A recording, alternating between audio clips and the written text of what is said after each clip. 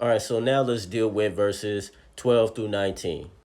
See to it, brothers, that there not be in any of you an evil, unbelieving heart that falls away from the living God, but encourage one another day after day, as long as it is still called today, so that none of you will be hardened by the deceitfulness of sin.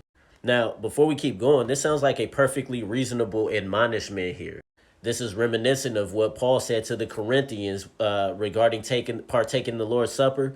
Examine yourselves.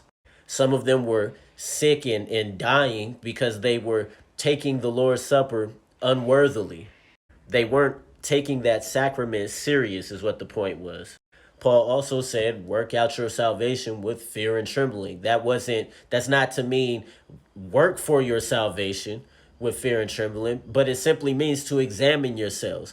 You need to really assess whether you truly believe what you are claiming you believe. And so this author is making that same point here. For we have become partakers of Christ if we hold fast the beginning of our assurance firm until the end. While it is said, today, if you hear his voice, do not harden your hearts as when they provoked me. For who provoked him when they had heard? Indeed, did not all those who came out of Egypt led by Moses?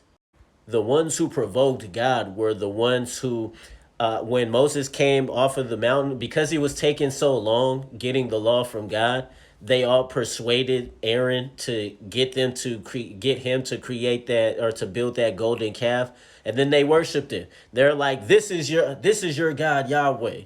And then what happened? Moses comes down off the mountain, gets so angry and upset, he breaks the commandments.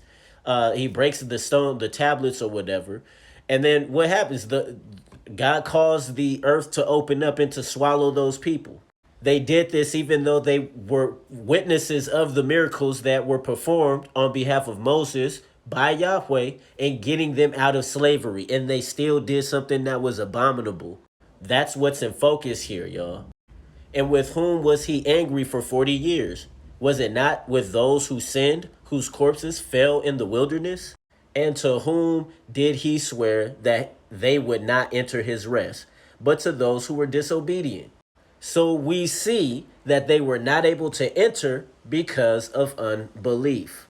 That sums up the point of this paragraph. So when he says, see to it that there not be an evil, unbelieving heart within you that falls away from the living God, that's what he's talking about. The same type of heart that those Israelites had coming out of Egypt. Make sure you don't have that type of heart, because clearly some of them amongst this congregation did. Yes, they were a part of this Jewish Christian congregation, but they were not really believing.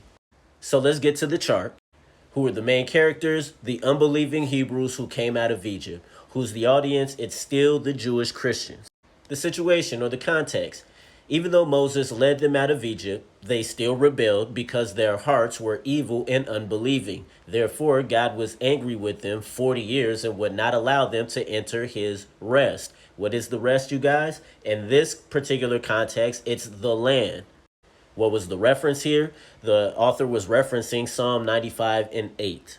What was the point? What was how do we make application of this? Make sure your heart is not evil and unbelieving like the ones who apostatized and died in the wilderness. They did not enter God's rest. Let's keep it going, y'all.